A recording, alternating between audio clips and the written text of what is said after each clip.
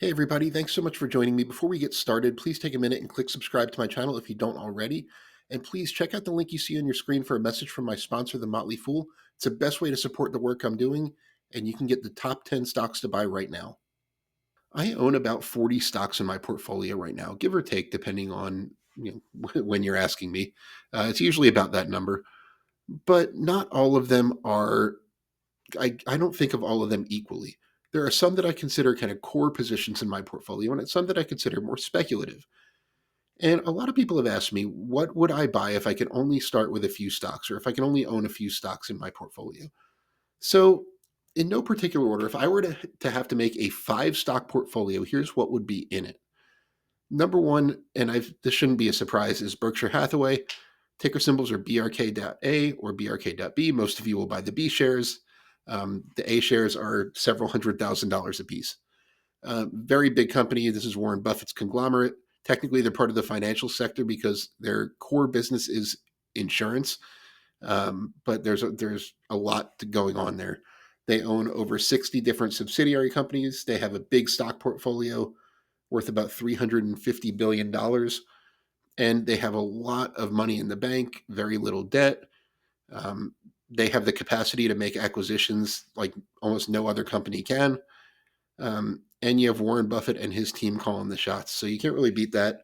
I've said before, if I can only own one stock, it would be Berkshire Hathaway, and I still stand by that. So if I was making a portfolio of five, it would definitely get a spot. Number two is Amazon.com.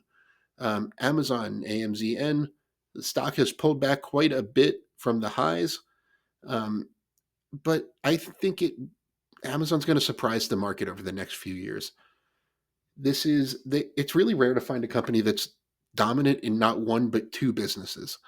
Amazon is well known as being the e-commerce leader, and it's also the leader in cloud services through its Amazon Web Services or AWS segment. So both of those have a lot of room to grow over the next few years. E-commerce only makes up about 15% of retail sales in the US, just to name one statistic there. So that number is going to grow over the next few decades. It just is. It has been steadily for about 20 years now, and there's no reason to think it's going to max out at 15. So Amazon should get some nice tailwinds from that.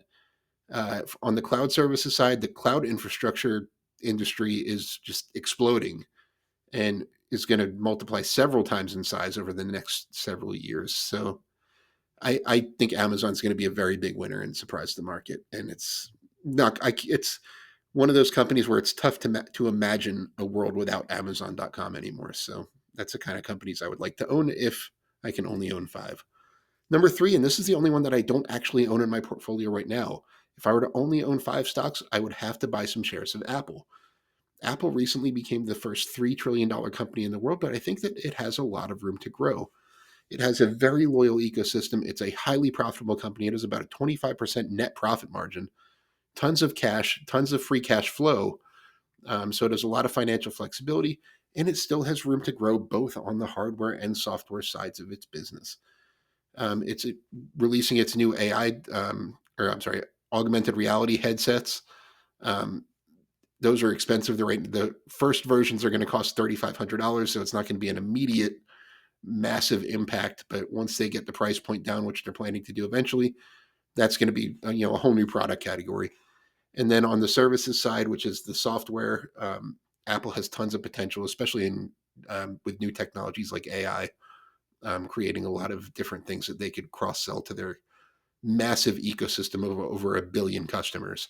So Apple is a fantastic business and one that I would like to own if I can only own a few.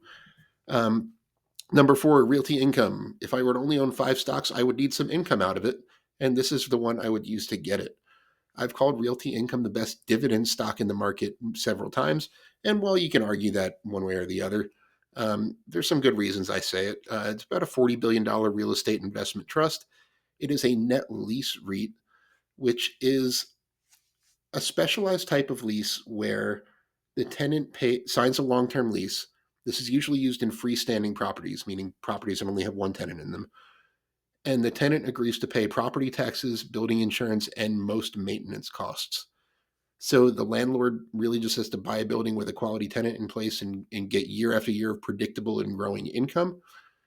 And Realty Income is mostly retail in terms of the tenant base, but it's special kinds of or certain kinds of retail that are not very susceptible to e-commerce or recessions.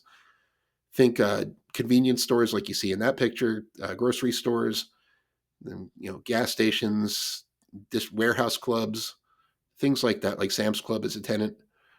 So not very risky retail. Great dividend. They pay monthly. They actually have a trademark on the name of the monthly dividend company. And it's one that I've owned for a long time. This was the first real estate stock I ever bought, and I've added to it many times since. And it would definitely get a spot in my top five if I were only allowed to have five stocks. Last but certainly not least, and this is the one that I'm probably going to get the most comments about, is Walt Disney. Disney has not performed great lately. It's about 50% down from the highs, and it's not hard to see why. I think Disney's streaming product was a great launch. The execution in terms of don't worry about profitability was not. So they need to figure out how to make Disney Plus and the general streaming part of their business profitable. They also own Hulu and ESPN Plus. But their theme parks are still just massive cash machines. They're very, very popular, not going anywhere. There's a lot of room to expand the theme park portfolio over time. There's a lot of plans in the works for the Walt Disney World Resort in Florida. They have an unmatched portfolio of intellectual property for an entertainment company. They have licensing revenue. They have their film studios. They have some of the most valuable film franchises in the world in their portfolio. So I think Disney is an absolute bargain right now. But even if it weren't trading at a bargain, it's a stock. It's a company that I would never bet against, and I would want to own for the long term. So I would love to hear what your top five are. Please leave some comments on mine. Leave some that you would put in your top five in the comments, and I can't wait to hear from you. I want to thank The Motley Fool for sponsoring this video. The Motley Fool is a company that provides investing insight and stock recommendations for investors of all skill sets and risk levels. You all know how much I love researching new stocks and trying to find the next best investment, so I'm proud to partner with The Motley Fool to bring you 10 stock picks from their popular product, Stock Advisor. Stock Advisor has beaten the market by more than 4 times. Go to fool.com/Frankel to get your 10 stock picks now. That's fool.com/Frankel. The Motley Fool Stock Advisor returns are 483% as of 6/26/2023 and are measured against the S&P 500 returns of 127% as of 6/26/2023.